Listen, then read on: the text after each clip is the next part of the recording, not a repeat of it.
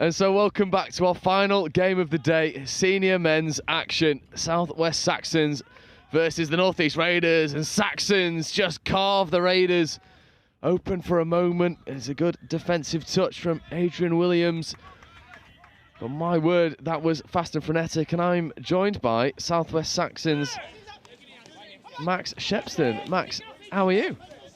Very good. Had a good day today, getting in a few finals, playing some good touch as a region. Excited to watch our 30s boys put the cap on a good couple of days. Yeah, and you were explaining to me earlier that this 30s, this is the final game, final pool stage, and then this is wrapped up for the Saxons, but they want to finish their divisional performance with an exclamation. Yeah, and put a cap on a really good sort of 3-4 year run. This will be 4 years in a row. They've won the division and they've been the class of it for a while, and they want to show out here on the live stream in their final game. Absolutely. And James Webber working in the midfield with Ollie Sills as Webber platforms for Sills. Sills picking, stepping, looking to get into the in-goal area. He does. He finds the extra player as well, and that is ominous signs for the Raiders because, well, Sills was imposing his will there, but the referees pull it back. Looks like he's gone out of touch there. Just a little drift over the sideline. So, a bit of reprieve here for the Raiders. And we were chatting to some of the Raiders sub-box. It's been a tournament marred by injury for the North East Raiders. Yeah, a couple of injuries before the tournament, I think, pulled out some players, but they've done well, mitigated that, working hard, but it's going to be tough, low on numbers. An experienced heads lost, I think, is the big thing. Neil, who rolled his ankle in game one. England 35s, England 30s for the last few years. Big loss. Absolutely. And that loss in experience, really tricky to recoup as Webber straightens and carries. And then here comes Akshan Jurasinya. Jurasinya checking away to Clark. Jurasinya back to Clark, and Clark rips long, but not quite connecting on that occasion with David Johnson. But that's a few times now Johnson's maybe in a bit too much space from a Raiders perspective. Yeah, absolutely the right read from Liam there. Space was on. Just need the wingers to be a little bit sharper in reading that option. Yeah, and defensive pressure stunted by the blast of the referee's whistle, releasing too early off the line. And whilst this game is just slowing down a touch, as it will ebb and flow as always in this category, Max, a quick touch on the Southwest region as a whole. It was like stuttering and struggling to really burst into life, and then over the past few years, I mean, the Saxons have become a powerhouse. I think our senior program has always been strong. That's where our club scene is generally based around those players, sort of aged 25 to sort of 40. But the move from nationals, shifting from late August to May, has meant that the university players have stayed in region rather than moving home, which they used to.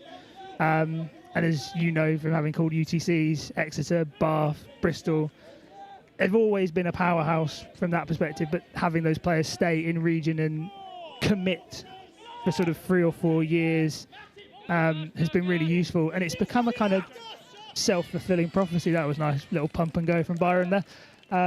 So you start getting players stay, and then they start recruiting the people they've played England juniors with, and they're going, where do I want to? I want to go to uni somewhere. Where's their touch? I'll go here because my mate's here. And it just continues and continues and continues. And now we're starting to see that success. You know, our men's program certainly last year mixed as well. Our women's program probably hasn't kicked on maybe quite as well as we would have liked in comparison to those two, but we're still having excellent performances. We're pushing teams every time we play them, and we're getting closer and closer and closer to those southeast regions. So who knows when it's going to be a case of them finally getting their hands on a title. Oh, absolutely. And South West Saxons, as you say, sort of always dominating in this category, but now sort of adding extra feathers in the cap and becoming, well, a real force to be reckoned with in almost every division that they find themselves placed into. Yeah, but I think with this 30s team, it's been really nice to see over the last sort of 2 or 3 years them bring players through. So they've had the players like James Webber, Byron Tibbetts, Toby Williams, who have been there, the mainstays. They've been there all through the 4 or 5 years that this squad has had this run of success. But last couple of years, they brought a few through. This year, you've got Liam Clark coming in, who's also in the England Men's 30s programme now. George Jones, who's been a mainstay for Exeter in the club scene for a couple of years, but now he's in the 30s programme. So it's really good to see us bringing that fresh talent through and just keeping the pipeline going. Yeah, and then you had players like Akshan Jurasinha. Jurasinha accelerates, steps, exposes a 3-on-2, whip ball out to the wing, and that is a wonderful finish. Rishworth Cutler out on the far side, but make no mistake about it, this bit of injection from Akshan Jurasinha combining with Rob Grist, and Grist makes no mistake. Two Bristol Jets players who play a lot of touch together. They're in a social league team together in the Bristol League as well, so they know each other's game ins and out. And I suppose also for this Saxon side, it's a team that's really evolved together, right? You were saying that you had some players who sort of stayed with you throughout the entirety of journey, new players coming in. Is it a difficult task to add players into the pre-existing setup, or is it such a case that it becomes pretty seamless once you've established a core group of players? I think it can be a challenge. I think they've managed it very well in that players have slowly progressed through. So as players have aged out into the 40s, we've seamlessly brought them through. But I think also it's a testament to Webber and the coaching team that they're a very inclusive environment when we have training camps. You know, always looking to progress everyone, not focusing just on that little core group, because they're aware that, you know, in an age group especially, eventually people do age out of it, and you've got to keep replacing it. It's not like Opens where people are going to be there for 10 years. They are going to slowly slide out. But I think the coaching team with Webber as head coach has been brilliant, and he's even brought through coaches as well. Like previous years, it's been him with Toby Williams and Marcus Evans. Yeah. This year, Akshan and Byron have stepped into the coaching setup, and that's been really good for their development as coaches as well as players. I think Akshan especially has kicked on in his sort of understanding as a player by virtue of his coaching work. Absolutely. It comes from that understanding. Unfortunately for North East Raiders there, Gustavo Luzaro wasn't able to get over on that occasion, and you see here the Saxons setting all the way to the back of the in-goal area. They want to be able to run with depth, and just allows so much more pace to be implemented.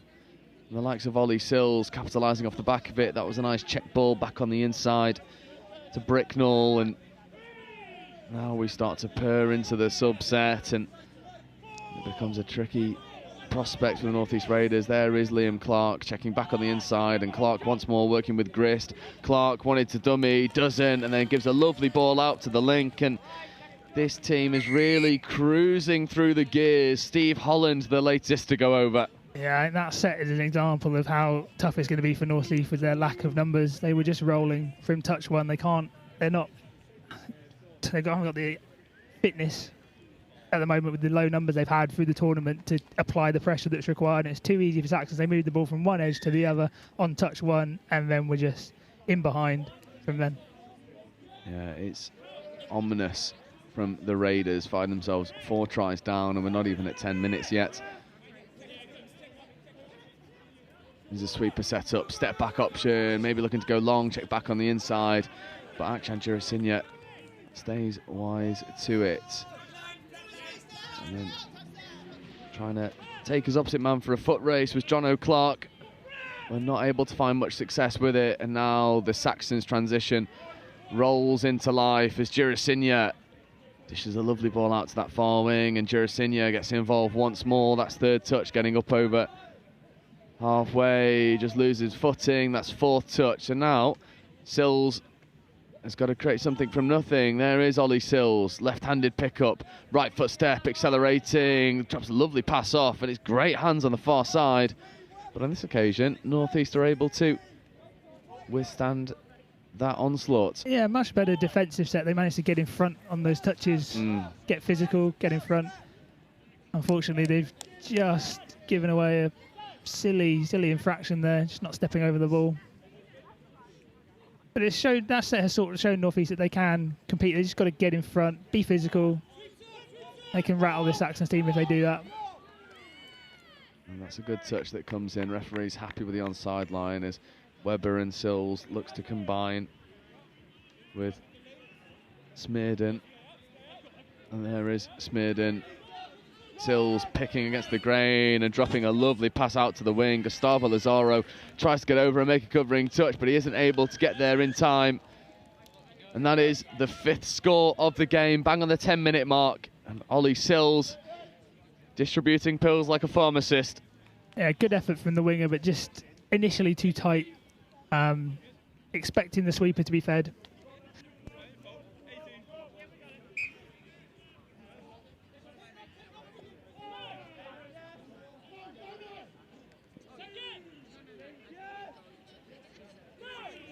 Raiders try and come back down the other end and get a score on the board. It's a little bit stop-start initially, and now having to recycle the play. And Strachan picking and accelerating. Strachan tries to drop a nice pass off into the path of Adrian Williams, but not quite able to connect. And for a team that is so low on numbers, the Raiders won't stop coming forward. No, and they had a pretty good setup there on the 32 on the left-hand edge, but they went away from the 2 players they pulled into touch. They probably would have been better off running a short over a long there. And, you know, when they are low on numbers, they're going to get limited opportunities. If they're going to get anything out of this game, they're going to need to take advantage of those few opportunities. Yeah, what a bit of foot speed that is into the roll ball, and this is ominous now. It started with Jopling, it's finished by Tibbets. And my word, this Saxon side, well, it's surgical at the moment. Yeah, just a very well executed fly. North East just too tight, too scared of the scoop coming and giving too many options. Absolutely.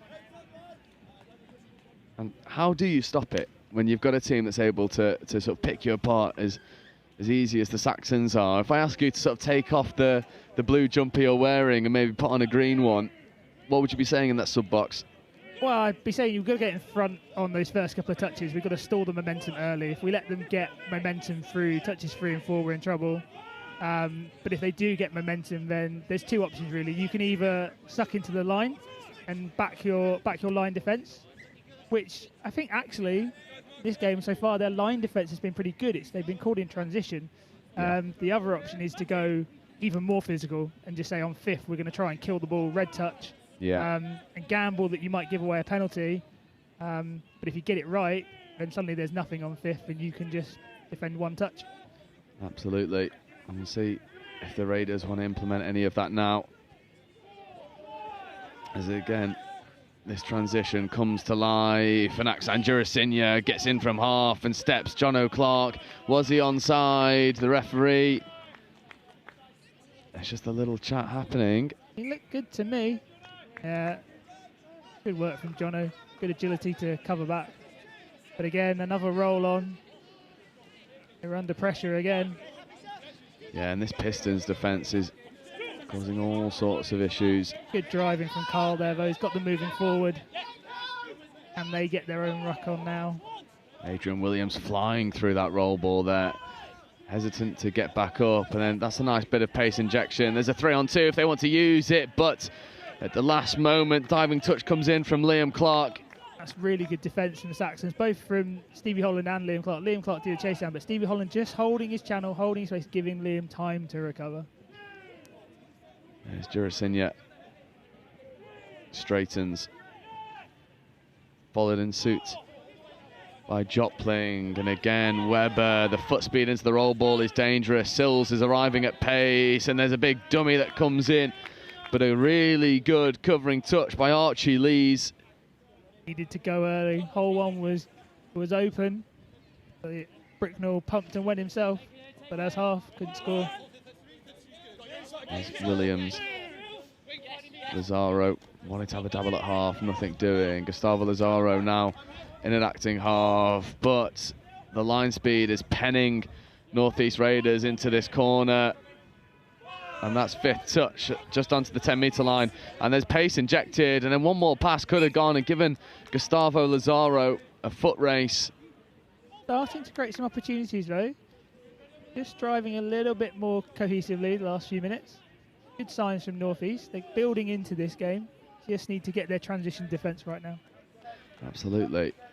And in terms of their own transition, what does it look like at the moment for North East? What can they do to maybe emulate some of that success that the Saxons are having? So I think they need to have a bit more of a plan of what they're looking to do on fifth. Their first 3 touches are pretty good. At the moment, fourth is where they're struggling off the back of it. I'm not quite sure whether they're going mid or 32 scoops. And then just the depth in the next phase afterwards, they're a little bit too flat. So when those balls are coming, they're then getting hit straight away rather than having time to potentially play the next pass or shift a defender with their feet. Yeah, and it's something that me and Sam Bork have spoken about all tournament, just setting the feet a little bit deeper. That extra metre or so becoming vital, and I think that's something that the Saxons are doing really well at the moment. They set good expectations for depth and pace and attack, and then they meet those expectations more often than not as John O'Clark takes a bit of a tumble, and then the ball comes over towards the outside edge. Gustavo Lazaro, but he's crowded out, killing the ball in a good area, but then you'll see here the way that Grist and co are able to just create some pace and momentum and play with a bit of depth. And not only that, and able to play around the single shooters. That's the issue now. As North East tire, they're going to start sending single shooters rather than a cohesive defence. And this Saxons team, I think any team that's here this weekend, send single shooters, you're asking for trouble. They'll either pick you off with footwork or passing. Sills tried to go through a gap himself. And then here comes the big wind up, and it's a floaty pass out to the wing. Not taken on that occasion. James Webber was trying to rip one wide. Ambitious tap back from Cutler there, but got to admire the guts. Nice little tip from Jack though.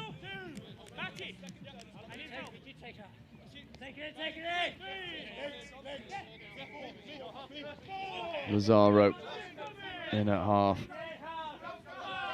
This is 5th touch, so good bit of pace on display, and almost finding himself through a gap was Archie Lees. Yeah, Carl's one of the best scoopers in the senior division. Consistently putting them under pressure, just isn't quite as we were saying, the depth from the runners to exploit the opportunities that he's creating. It's really tough in transition to get your depth right. Unlike at the line where you can kind of get a little bit more time to gauge when to hit that hole because you're already running at speed. Yeah. You do find you end up getting flatter and flatter. And it takes real discipline to hold the depth and run on. Absolutely. Liam Clark almost connecting with a brilliant long ball. And this South West Saxons team, it really does have a bit of everything. And North East Raiders looking to run a bit of an away set here. They make good meters up that far side, and then a big bit of contact between Clark. Floating pass over to the wing. This is now 3rd touch. Struggling with the forward momentum now. Yeah, I like the ambition there. I think once they'd made all that ground on one, they probably should have backed themselves to go direct. I know with short numbers, that's asking a lot of themselves. But they had momentum once they first 2 touches, made really, really good ground. But then the third, because they're trying to come to the box, all that momentum's lost because everything's going sideways. They just kept going forward, had Saxons on the back foot, might have had some success further down the field. Indeed. As Girasinia strolls into an attacking set, and Webber joined by Smurden. There is Smurden, Webber pumping, releasing Sills, and Sills just strolls through the gap as it appeared in front of him, and Webber and Sills, well, that's a magical combination. Yeah, Saxons in this game seem to have had the decision that they're going to throw the ball around. Final chance on the live stream, showed their skills. They would probably be better off at the line being a bit more direct. I think that's where the holes are, but they want to show out for the cameras, and who can blame them? And why not with a division that's already wrapped up? Just want to tie it off with a bow. And with 30 seconds left in this first half, that's exactly what they've done so far, as John O'Clark for the North East Raiders tries to make something happen. Adrian Williams on 32 short, trying to dive at the line. I think the referee's pretty happy. Adrian Williams does get his score, and this North East box explodes into life. Yeah, really nice direct running. They've had that 30 platform set up quite nicely. Yeah, just slightly lazy from the two middles, not getting off the line. Easy decision for the refs. Yeah, good value for the score, and this half-time hooter does go, and Aksan Jurasinya might want to play wide. They do. Rob Grist shows a dummy. Grist accelerating, feeding the extra pass away, and then finishing in the corner. And the hooter signals life for the South West Saxons, and they finish the half in a flamboyant way. That is a heartbreaker. North East were clearly still enjoying their celebrations from their score, and just weren't quite switched on off the tap-off. No, it started with Jurasinya. Grist had a part to play, and then it finished on the far side. And that does take us into half-time, where the South West Saxons have an 8-1 lead over the North East Raiders in our final game of day 2. And we'll take advantage of the couple-minute break. We'll be right back with you to bring you the final bit of action from day 2 at the England Touch Nationals.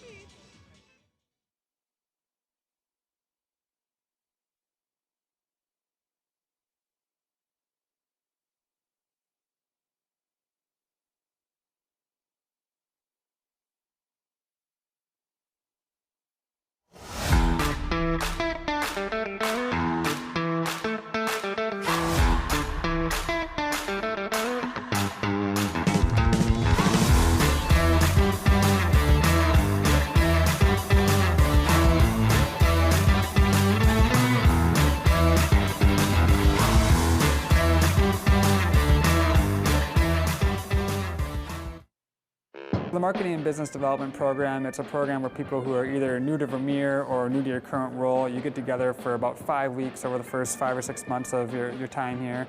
And you really get to start learning about the people, the products, the culture, and it really equips you to be successful in your role. Some people are coming into Vermeer not knowing anything, so it's meeting people and getting opportunities and getting your face exposure and getting their exposure to you so you know everyone already. And it kind of creates a more effective worker because they have that base knowledge of everyone that they're going to be working around and with.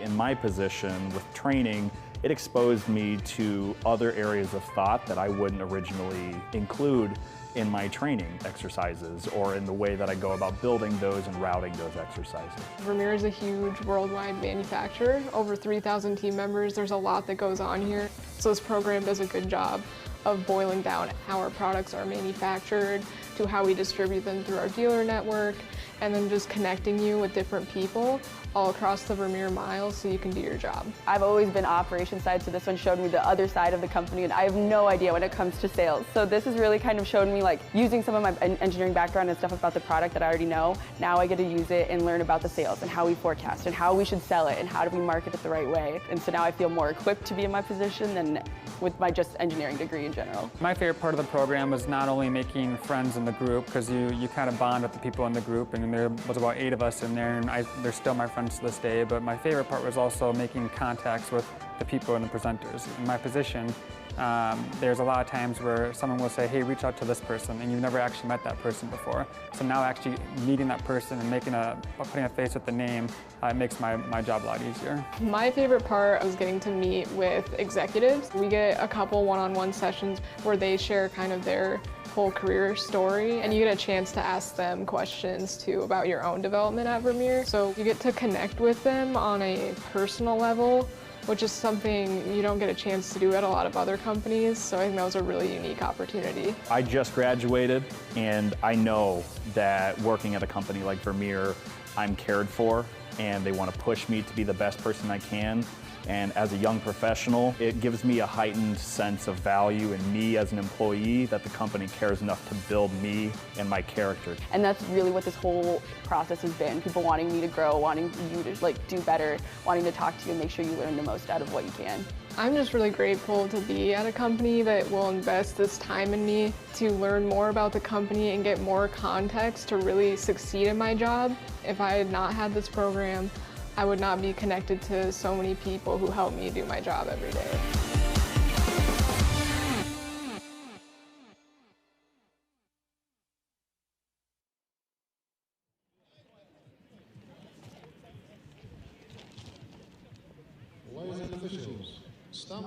So, welcome back to the final half of touch of the England Touch Nationals, day 2. And the North East Raiders get us underway against the South West Saxons, who do have this division wrapped up already and are finishing with a performance to remember and a bit of showing out here for the live stream for the South West Saxons. This is a nice link punish and a nice ball bopped into a hole, and now it might have been a foot race on offer, but the Raiders are able to shut it down. And Max, we were discussing at half-time, this Nationals it's the largest of its kind, and it's never felt more open in the Opens divisions, has it? I mean, across all divisions, it's hard to see a single front runner in those divisions without the competition behind them. No, I think that's true. I think we came into this year thinking that was going to be the case. But I think certain teams have definitely surprised.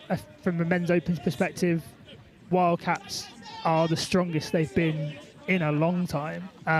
You looked at the team with the likes of Ben McInnes, Ethan Gallagher, Ziggy Conahan, you felt they could perform, but in previous years they haven't.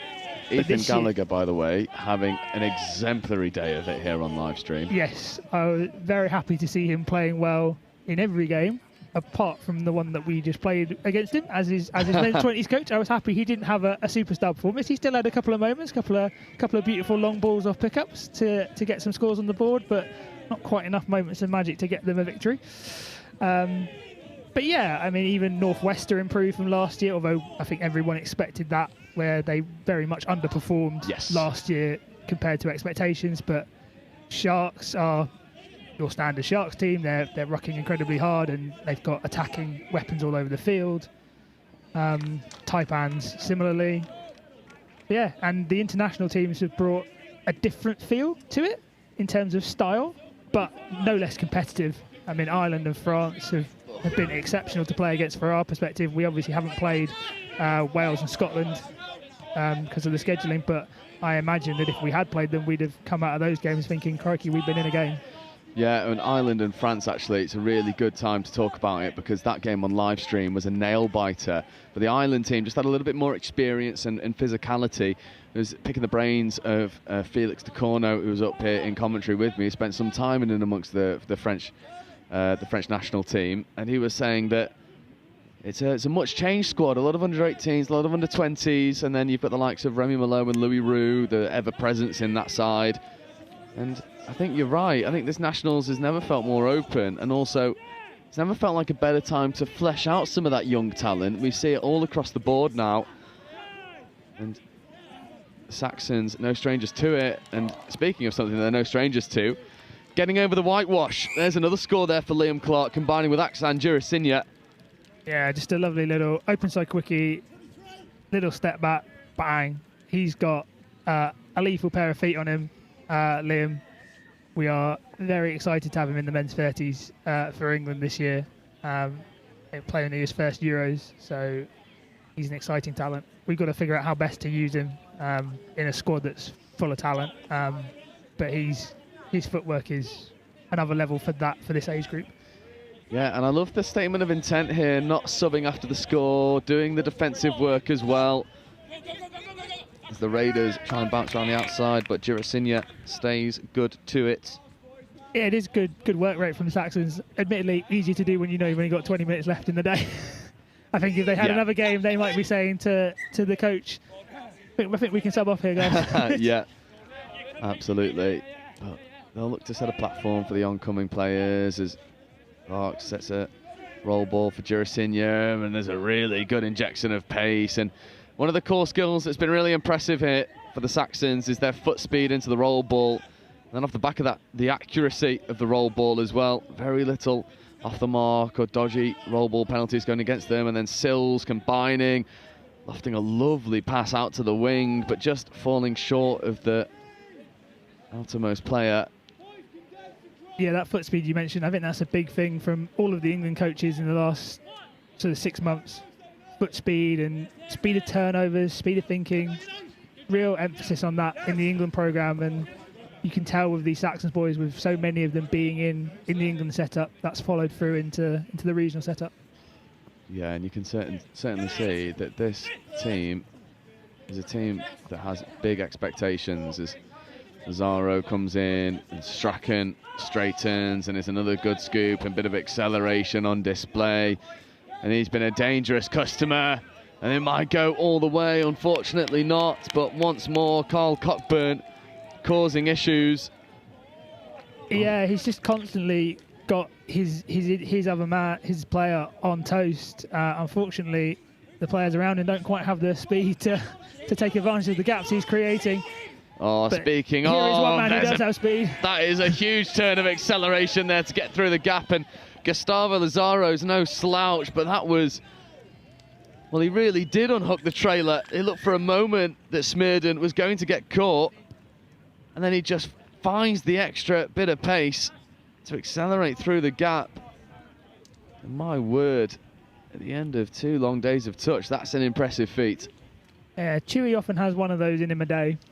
Sometimes it's off an interception, but he almost always has one length of the field scoring him. Consistently does it in South West tournaments, and I'm not surprised he's doing it here at Nationals. Yeah, Grist making some touches. John O'Clark combining with Beekson. Here is Clark. Williams on his right, comes back in. There's Clark in at half again, looking to get into the in-goal area, but Rob Grist eats up the space behind him.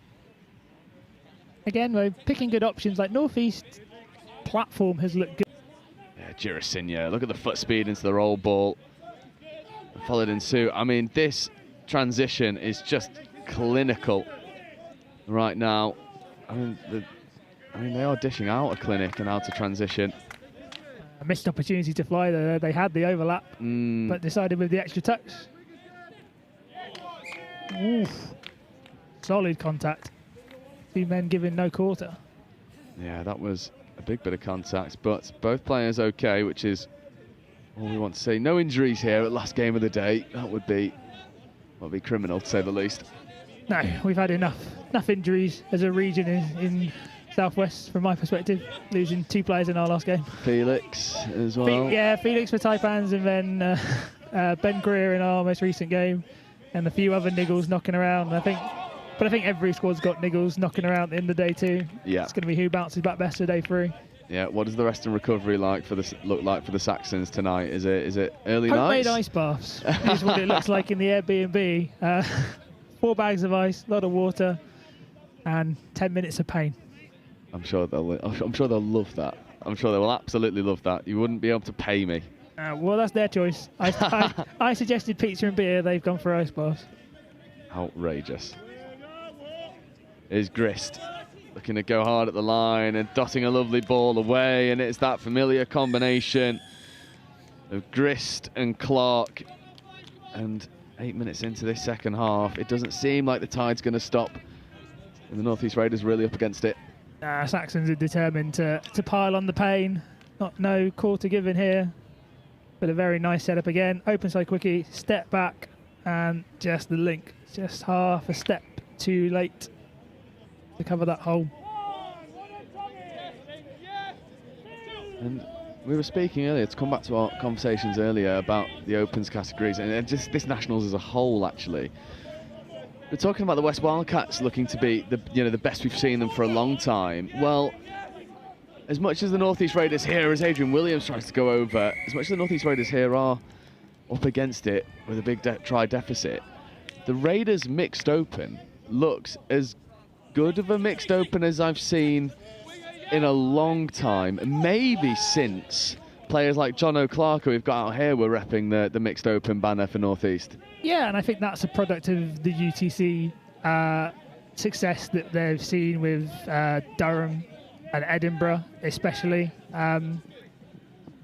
They've really kicked on this year, and obviously it helps that they're only entering one team.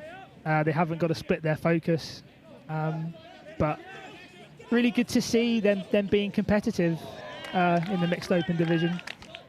Yeah, more than competitive. Absolutely putting West Wildcats to the sword in their opening game, and then falling just short against a very young, and I was doing a bit of preview work for England Touch, and I highlighted that the Northwest team in the mixed open is was a real unknown entity. A lot of players coming through, the likes of Wigan and Chester and a couple from Foxes. It was a team made up of players that maybe couldn't boast the same level of pedigree as Northwest teams in the past.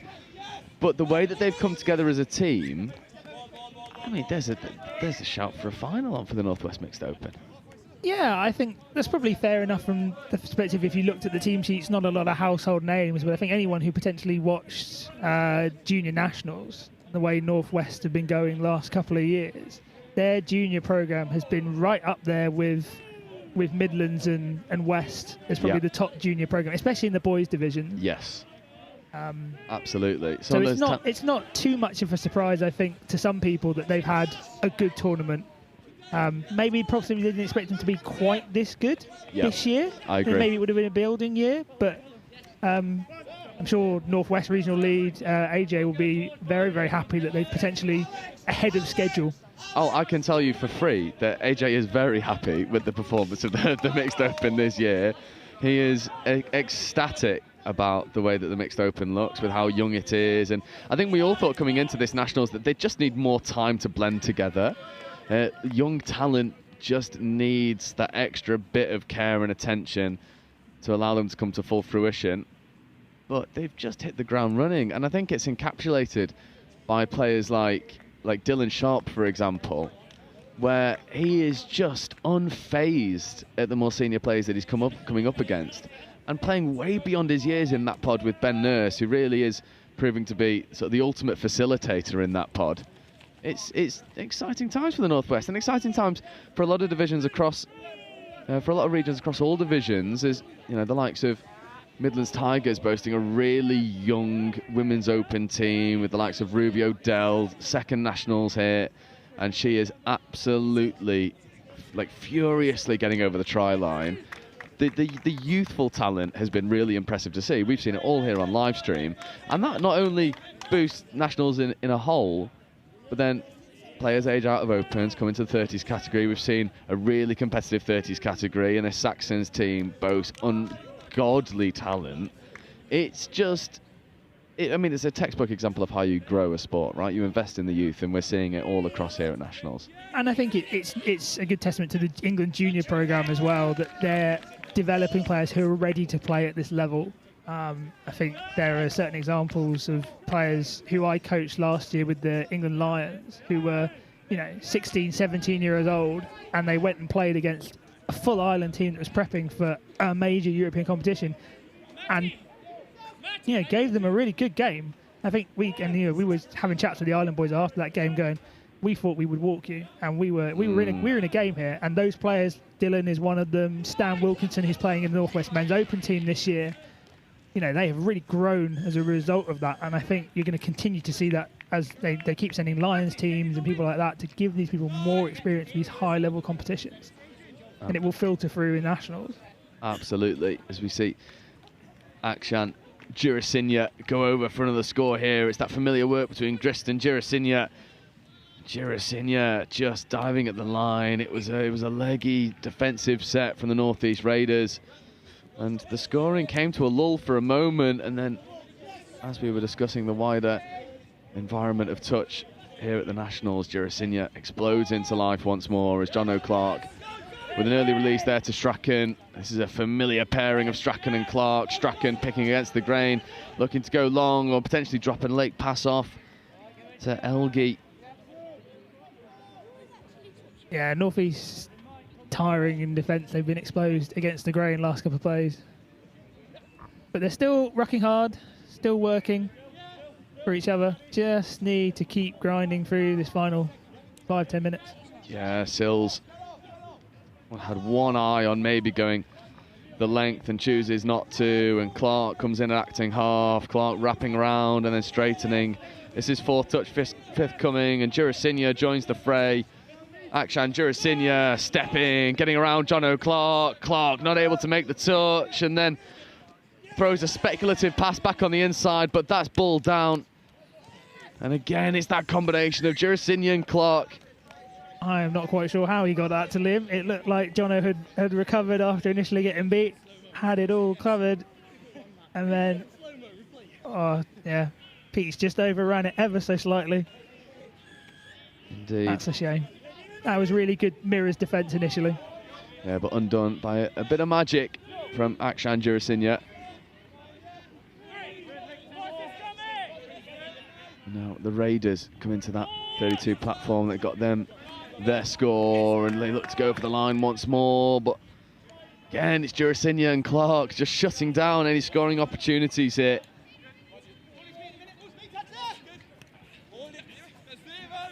I know it's the last game, but I think Saxons will take probably more pride from their defensive discipline in this second half. It would have been very easy for them to be up as many as they were to kind of relax and focus on their attacking stuff, but they've really been drilled defensively. They've not let anything in, and they'll be very pleased to, for the moment, be keeping a 0 on the scoreboard in the second half.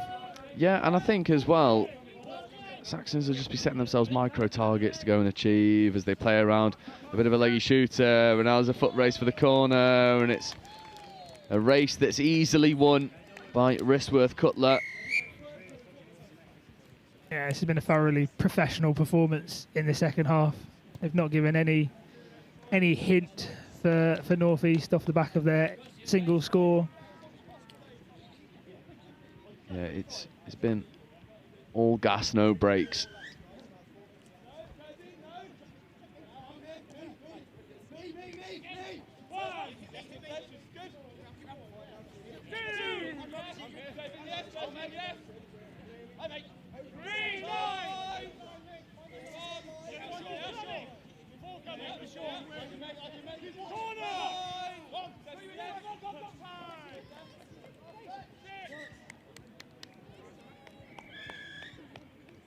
Nice attempt at a phase there from North East, but not quite on. Saxons going quickly.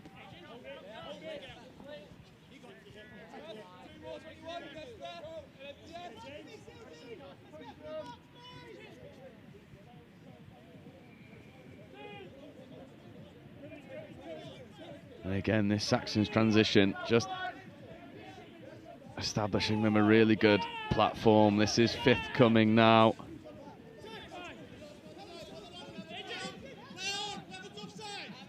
And then play on called, and Rob Grist looking for the late switch and finds it to Clark, and Grist and John O'Clark, a bit of a cuddle on the try line. John O'Clark doing his best but cannot shut out the oncoming Saxons raid. You would not know that Rob Grist is only recently recovered from an ACL surgery based on that step and that footwork. Outrageous.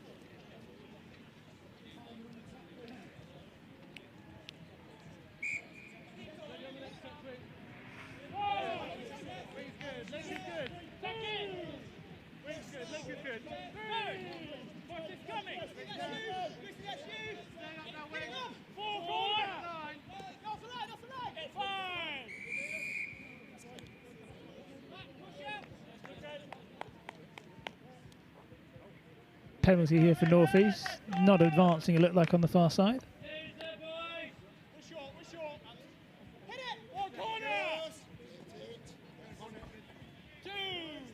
Yeah, and with about 90 seconds left to go in this game, the result has always been a foregone conclusion, but can the North East Raiders get on the score once more? Strachan, that looked pretty good. Ball down, I think. I think the referees are happy. He's giving it, yeah. That's nice for North East, and a well-constructed try. Long way down for Pete to get down, but that's a really nice dive and finish. Yeah, ball down for sure. Yeah, Pete Strachan getting underneath the covering defence of Clark, and Strachan congratulated in the box. It's been a valiant effort here from the North East Raiders, who've been up against it from the moment this game got underway. The lack of numbers in the sub-box proving to be a tricky obstacle to overcome. But I think a deserved score for their endeavour in this half. It's a shame that they haven't quite had the numbers. I think if they'd had another pod, they could have pushed teams this weekend. But unfortunately, trying to play 40-minute games with 10 men, it's a real tough ask. It is. But touch has been made. It's been claimed by Adrian Williams, but offside called. So the South West Saxons will have 10 seconds to maybe get a 16th. Late switch I'll tell you what, if they use the hands here, this will be a phenomenal way to end this performance. And that is surely a fine for Alex Jopling. One pass had to go to put icing on the cake. It won't matter in the end, but it will matter come this evening at court. But yeah, I would say that's what happens when you move a winger into link. But no, Joppers has normally got a pretty good pass on him. I think that was just a little rush of blood. Got to get it out quick. He had more time than he thought, but 15-2. I don't think Saxons will complain too much about missing out on one score. No, I agree. It was a dominant performance there for the South West Saxons. And, I mean, what a day of touch it's been here on day 2. We've had all the seniors, we had the first final. It's been phenomenal. But that is it. That's all we've got time for here today as the cloud comes in and the light starts to dwindle. And we look ahead to tomorrow's schedule, where we'll start bright and early with mixed open action coming to you live at 9 o'clock in the morning here. Midlands Tigers versus South East Sharks. But from everyone here at Next Gen and on behalf of Sam Bork and all of my co-commentators, until tomorrow, see you later.